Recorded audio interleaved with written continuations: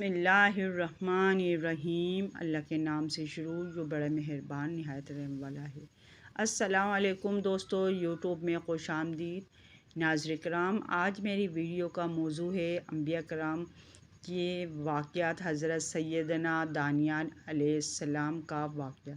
ناظرین کرام، اگر آپ نے میرے چینل کو ابھی تک سبسکرائب نہیں کیا تو سبسکرائب ضرور کیجیے گا اور ویڈیو دیکھ کر لائک ضرور کیجیے گا۔ چلیں میں ویڈیو کو شروع کرتی ہوں۔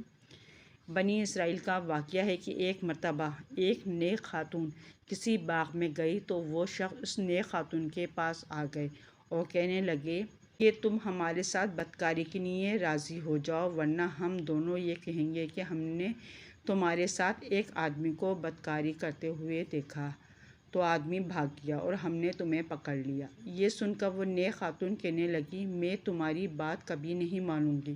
وہ دونوں آدمی اس نیک خاتون کو پکڑ کر لوگوں کے پاس لے آئے، ان پر گناہ کی تہمت لگا دی۔ اس دور میں یہ طریقہ تھا کہ بدکار شخص کو ایک جگہ 3 دن تک کھڑا رکھتے، پھر آسمان سے آگ آتی اور اسے جلا دیتی۔ لہٰذا لوگوں نے اس نیک خاتون کو بھی اسی جگہ کھڑا کر دیا۔ تیسرے دن 7 یا 13 برس کی عمر کا ایک معزز بچہ آیا تو لوگوں نے اس محترم بچے کے لیے ایک کرسی رکھ دی۔ وہ معزز بچہ اس کرسی پر بیٹھ گیا۔ پھر اس محترم بچے نے ان دونوں آدمیوں کو بلوایا تو وہ دونوں تفخیر والے انداز میں آئے۔ معزز بچے نے لوگوں سے فرمایا، ناظرین کرام، ان دونوں کو الگ الگ جگہ پر لے جاؤ۔ پھر ایک کو بلوایا اور پوچھا، تم نے کس درخت کے پیچھے اس عورت کو زنا کرتے ہوئے دیکھا تھا؟ اس نے کہا، سیب کے درخت کے پیچھے۔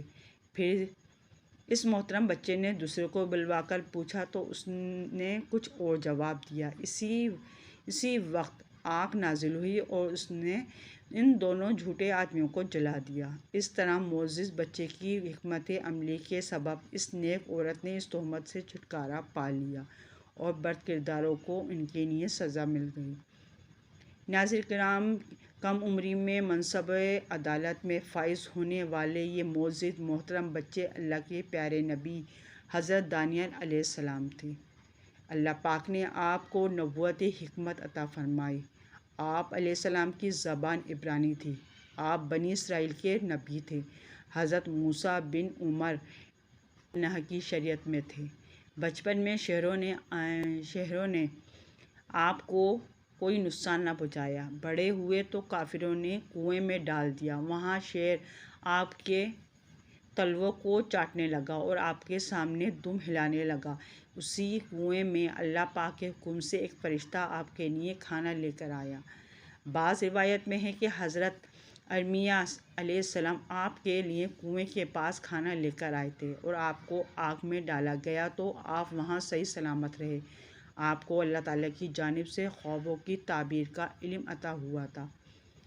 ناظرین کرام، آج ہی کتب تعبیر میں آپ کی بتائی ہوئی تعبیرات مل جاتی ہیں۔ ایک قول کے مطابق آپ اہل زمل بھی جانتے تھے۔ آپ علیہ السلام نے امت محمدیہ کے لیے تعریفی کلمات کہے تھے۔ مختلف اوار کے بادشاہ آپ سے متاثر رہے۔ آپ کی لاش مبارکہ کے وسیلے سے بارش طلب کی جاتی تھی۔ آپ کی تدفین مسلمانوں نے کی اور مال بیت المال میں جمع کروا دیا۔ ناظرین کرام، بچپن میں آپ کی ابھی اس دنیا میں جلوہ گری نہیں ہوئی تھی کہ اس دور کے بادشاہ کو نجومیوں اور اہل علم نے بتایا کہ آج کی رات ایک بچہ پیدا ہوگا جو تیری سلطنت کو تباہ و برباد کر دے گا۔ ناظرین کرام، بادشاہ نے کہا، آج رات پیدا ہونے والے ہر بچے کو قتل کر دو۔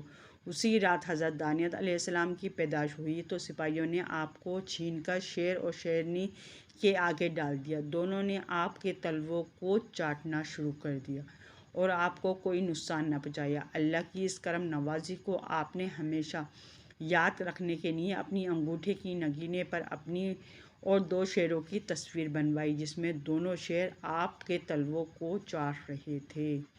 محمدیہ کے لیے تعریفی کلمات۔ آپ علیہ السلام نے امت محمدیہ کے لیے تعریفی کلمات یوں بیان کیے، وہ لوگ ایسی نماز پڑھیں گے کہ اگر قوم نوح ایسی نماز پڑھتی تو غرق نہ ہوتی۔ اگر قوم عاد واپسی نماز پڑھتی، عذاب والی ہوا میں ان پر نہ بھیجی جاتی۔ اگر قوم سمود ایسی نماز نہ پڑھتی تو سخت ہولناک آواز انہیں نہ پکڑتی۔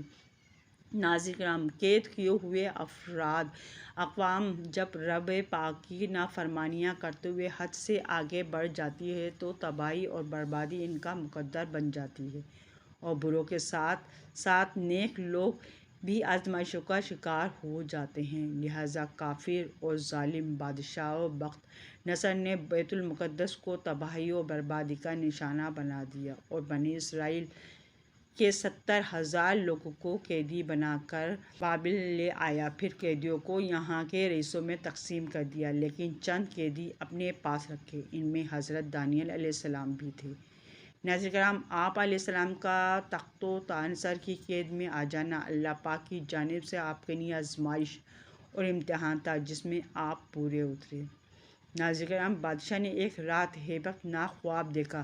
صبح اٹھا تو بھول گیا کہ کیا دیکھا تھا۔ جادوگروں اور نجومیوں کو جمع کر کے پوچھا تو سب نے کہا، تم خواب بیان کر دو تو ہم تعبیر بتا سکتے ہیں۔ بادشاہ نے سخت غصے میں کہا، میں تمہیں 3 دن کی مہلت دیتا ہوں، اس خواب کی تعبیر مجھے بتا دو، ورنہ تم سب کو قتل کروا دوں گا۔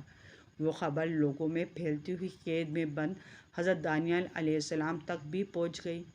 آپ نے دراغا سے کہا، میرے پاس خوابوں کی تعبیر کا علم ہے، کیا تم بادشاہ کو میرے بارے میں بتا سکتے ہو؟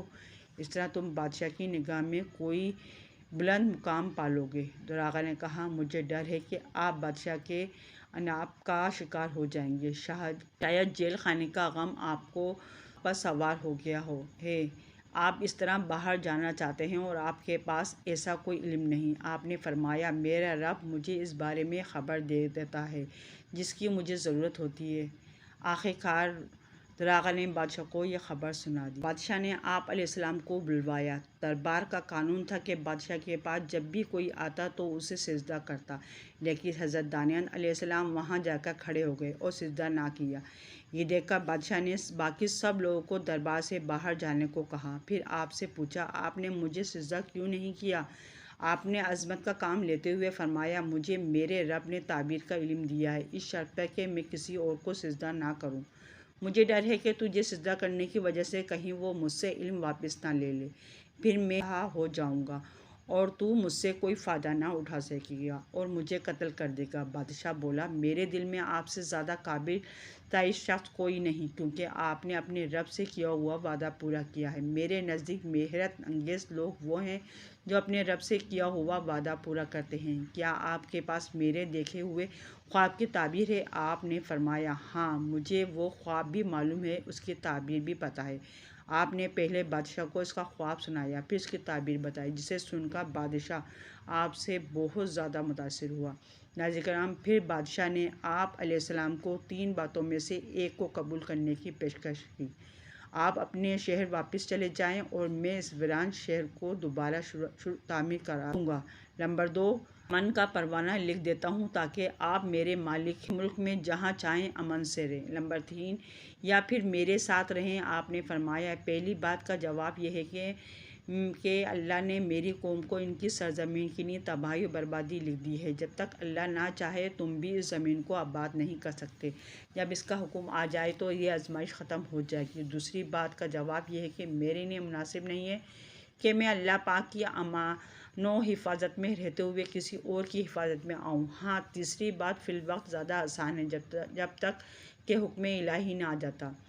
ناظرین کرام، پھر بادشاہ نے اپنے بیٹے، اہل علم و درباریوں، مشیروں کو بلوایا، اپنا حکم سنایا۔ یہ بڑے سمجھدار آدمی ہیں، ان کی وجہ سے میری پریشانی دور ہو گئی، ان کا احترام کرو، ان سے اچھی باتیں سیکھو، اور اگر تمہارے پاس ہم دونوں کی طرف سے الگ الگ پیغام آئے تو ان کی ضرورت کو میری ضرورت پر ترجیح دینا۔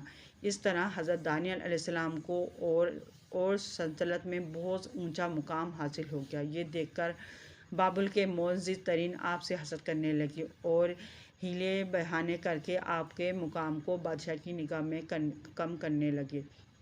بعض روایتوں کے مطابق ایک مرتبہ اہل بابل کا تہوار آیا تو سب باہر نکلے، اپنے جھوٹے معبود کو سجدہ کیا۔ حضرت دانیال السلام اور ان کے ساتھیوں کو بھی سجدہ کرنے کا کہا، لیکن حضرت دانیال علیہ السلام اور ان کے ساتھیوں نے انکار کر دیا۔ یہ دیکھ کر قوم نے آگ بھڑکائی اور اس میں آپ اور آپ کے ساتھیوں کو ڈال دیا۔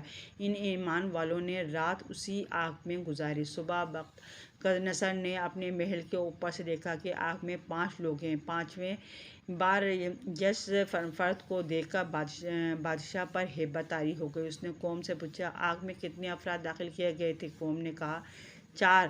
5ویں کا ہمیں معلوم نہیں۔ پھر بادشاہ نے ہمارے حضرت دانیال علیہ السلام کو بلوا کر پوچھا، یہ 5ویں کون ہیں؟ آپ نے جواب دیا، انہیں اللہ نے بھیجا ہے تاکہ یہ آگ کو ایسا برف کر دیں کہ اس برف کی ٹھنڈک نقصان نہ دے۔ ناظرین کرام، بعض روایت میں یوں ہے کہ وہاں کے مجوسی حسد کی آگ میں جلتے بھنتے ہوئے آپ اور آپ کے ساتھیوں کی شکایت لے کر بادشاہ کے پاس پہنچے۔ یہ لوگ نہ تمہارے معبود کی عبادت کرتے ہیں اور نہ تمہارے یہاں کا ذبح کھاتے ہیں۔ بادشاہ نے ایک گھڑا کھدوا کر اس میں ان 6 مومنوں کو ڈال دیا اور ایک بھوکا شیر بھی اندر ڈال دیا تاکہ شیر ان مومنوں کو کھا لے۔ شام کو جب کافر واپس لوٹے تو دیکھا کہ شیر ان مومنوں کے آگے کلائیاں بچھائے بیٹھا ہے اور کسی کو کچھ بھی نہیں نقصان پہنچایا تھا۔ اسی طرح یہ حضرات بادشاہ کی نگاہ میں مزید معزز ہو گئے تھے۔ مجوسیوں نے بادشاہ کو دوبارہ شکایت کی تو بادشاہ نے ان حضرات کو ایک کنویں میں بھوکے شیر کے سامنے ڈال دیا۔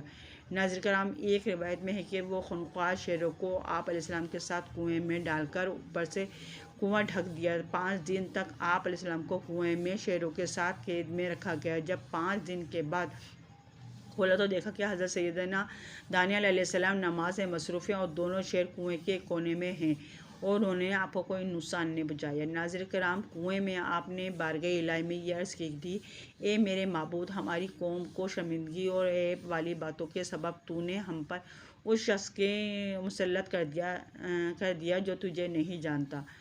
حضرت عبداللہ بن عباس رحمۃ اللہ فرماتے ہیں، جس کو کسی درندے سے خطرہ ہو یہ دعا پڑھے، وہ درندہ اسے نقصان نہ پہنچائے گا۔ یعنی اے دانیال کے رب، اے کنویں اور شیر اور درندوں کے رب، میری حفاظت اور مجھے محفوظ رکھ۔ ناظرین کرام، میرے چینل کو آپ نے اگر سبسکرائب نہیں کیا تو سبسکرائب کر دیں، بیل آئیکن پر آل کر دیں تاکہ ہر آنے والی ویڈیو کو نوٹیفیکیشن سب سے پہلے آپ کو مل سکے۔ اللہ حافظ۔